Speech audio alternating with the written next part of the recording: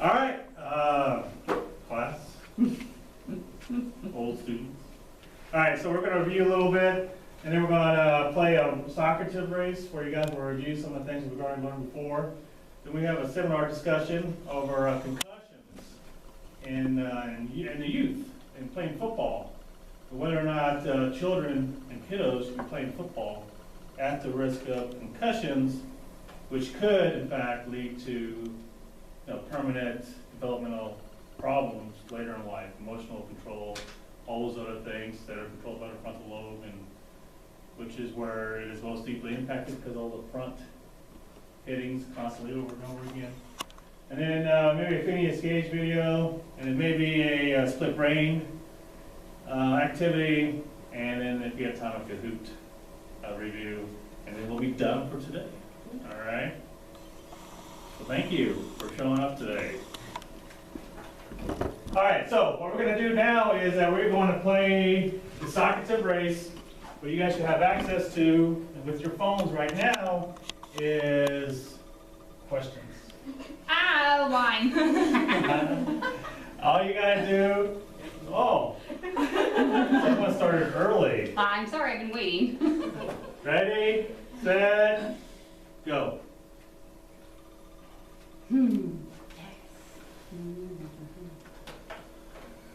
Oh, Peach.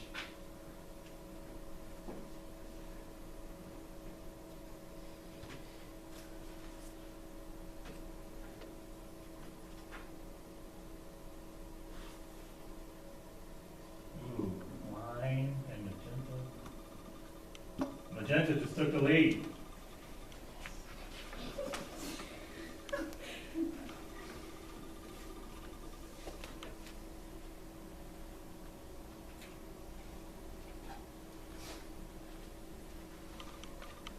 Lime. I'm thinking.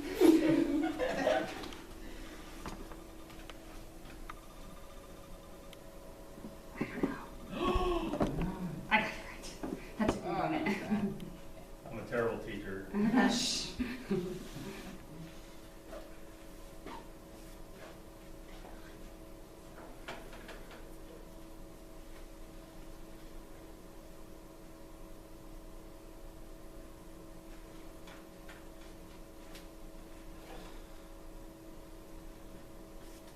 All right, gosh, they're faster than me.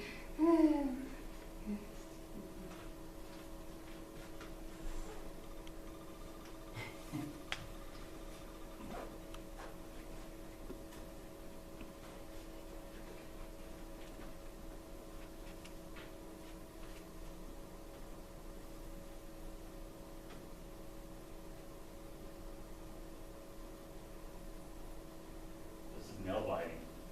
This is coming to the end. Magenta is taking a lead.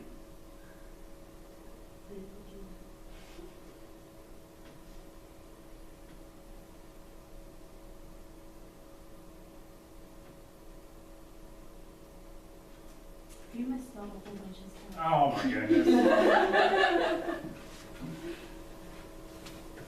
You were that way when you were a law student. I know.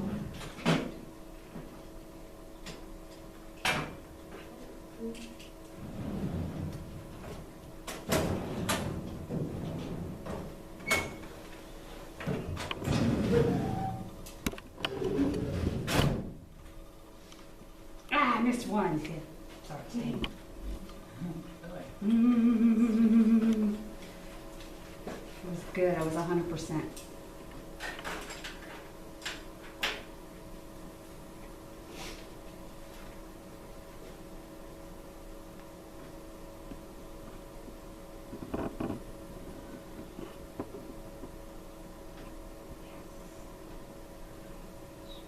Everything's coming back, Mr. Leva. Nice. Hey, look at Magenta.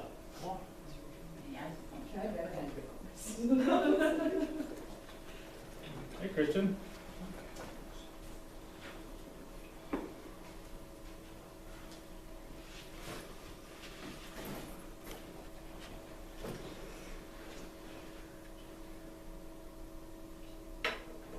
Are you done, Magenta?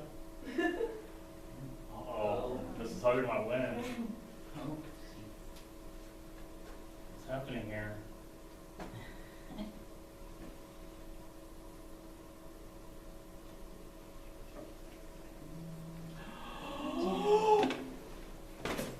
She's not ready to talk some smack. Just an A and P teacher here. I was gonna say I touch yours anyway, you just ruined mine. Oh, I was like, dang. Is everybody done?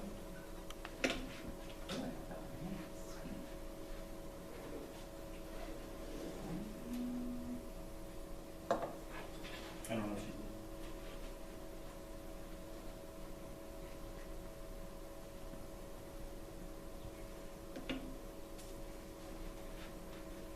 So we'll be able to see everybody's results. It didn't make you put your name in, did it? Oh, yeah. Yeah. Oh. Should have put like an alias.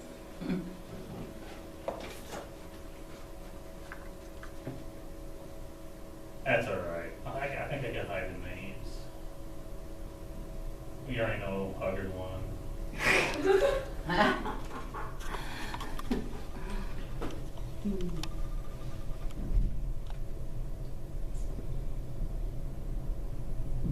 Seems like we still got 2 people in. Is that right?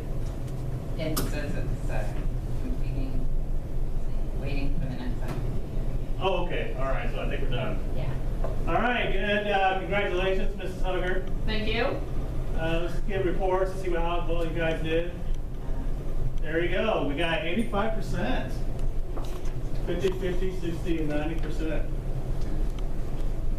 Good job. And so now we can know, if we wanted to, we could go and see, here we only 40% of you got it correct. Right here we got 100%. I think overall you guys did pretty well, especially having not been here for quite a while. Oh, this one was kind of sucked. See if that one came up. Or oops. I got that one rough. When a neuron is in a resting state, a majority of particles in the fluid surrounding the neuron are. Hey. That's right.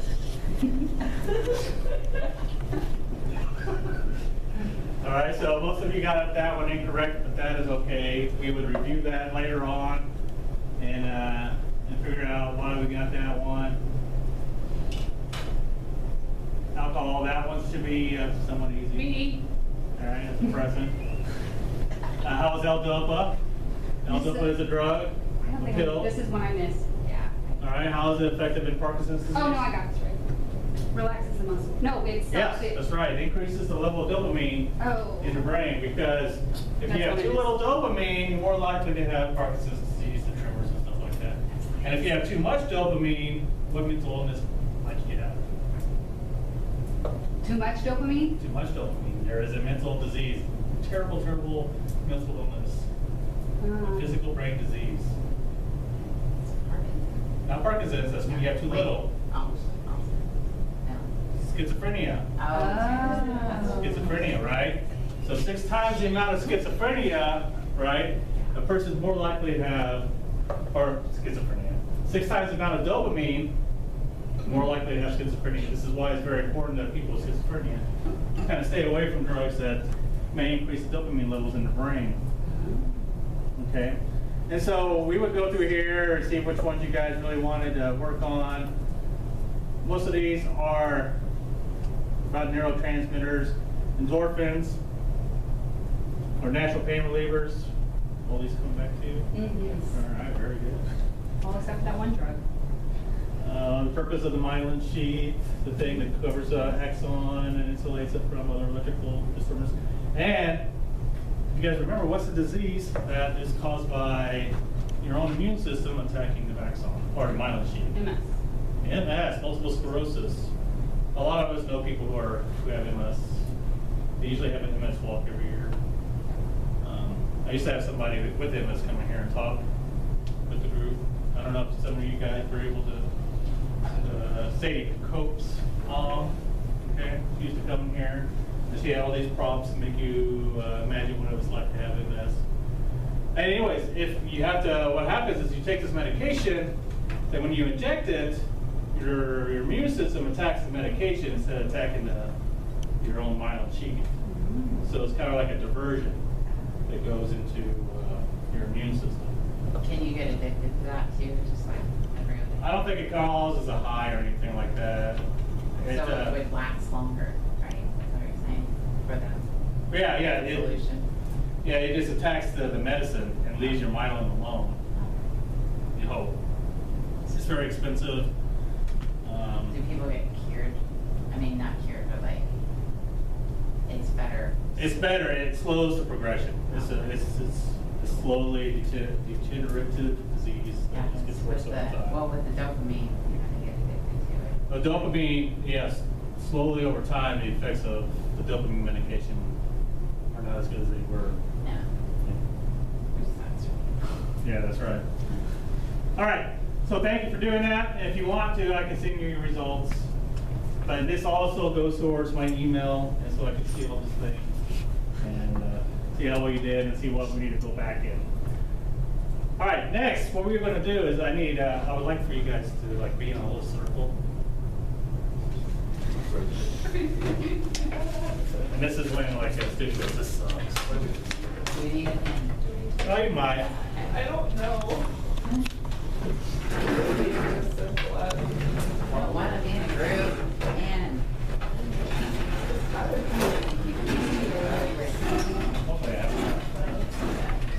I'm so happy I had so many volunteers come. I was pretty sure I was going to have to. did people cancel on yourself on Yeah. the camera? Kayla, Ayers, cancel on me. Okay, so this is what we're going to do. We are going to have. Just give me 2 of these. Oh, I thought maybe you wanted to. Do we need a pencil? If you want to mark on your paper. Okay.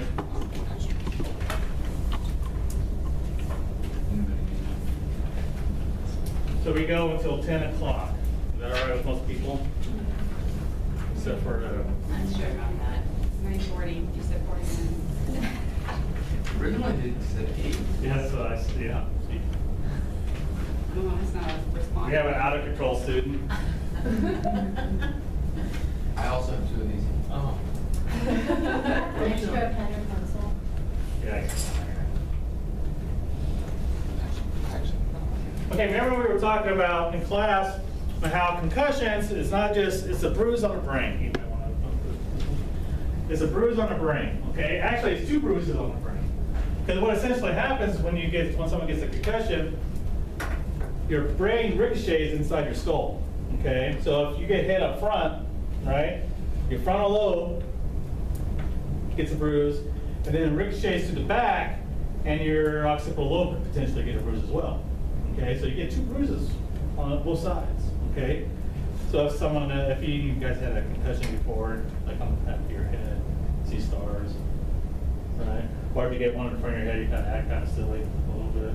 Okay, and so there's a big debate right now because it started with the NFL. I don't know if you guys have seen the movie yet, in which this doctor has discovered that repeated blows to the head causes like TBI, permanent brain damage. And what happens is there's personality changes and people who suffer from these concussions all the time, okay? Because where's personality resided? Right? Right up here in the prefrontal cortex, the orbital cortex, right here above your eyes. That's where your morals are. That's where you believe, whether or not you believe in God, whether or not you're right and wrong, and all those good things. That's damaged. And so your idea of what's right and what's wrong can be affected as well, okay? And so you hear about, like this pro wrestler who had so many concussions that he ended up murdering his entire family and then himself, right? You also hear about these NFL players who are suicidal, Junior Seau and some other players, and they know it. They know that there's something wrong with their head, and so he shot himself in his chest so he could save his brain so they could study his brain. Because they knew that there was something wrong with his brain, okay? And so there it goes. And by the way, I love football. I'm a big Chiefs fan. You guys know that. I talked about it every single day in this class. All right? But we have to find ways to make it a little bit safer. And whether or not, we need to have a discussion whether or not it's safe for our children to play, because brain development really doesn't end, ever, all right? And most of it, the growth of your brain really doesn't end until about age 25 anyways. And that's when all the athletes are playing, NFL, football, and all those other things. So the idea is, should our kiddos be playing football? So if I'd like for you guys to do is read this, give you about 10 minutes. Is 10 minutes enough? All right.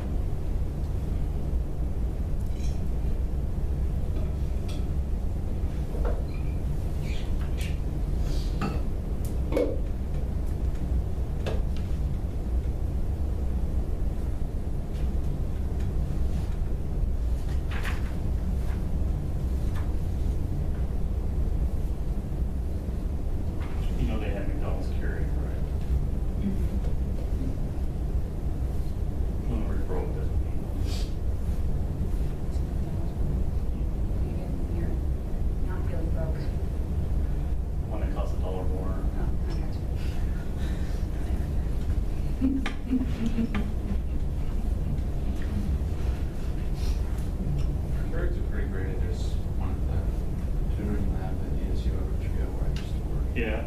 Had a great big basket with like 10 different flavors of coffee. So, It's free. you just come grab one. Yeah. I noticed at the dentist's office. I was like, why would you give your patients coffee right before you There's one at Douglas Chiropractic too. Yeah. It's pretty nice. Just go in there, get back straightened and then. Yeah. Coffee. Okay, now we have this thing right here, okay? So look to the person to your right.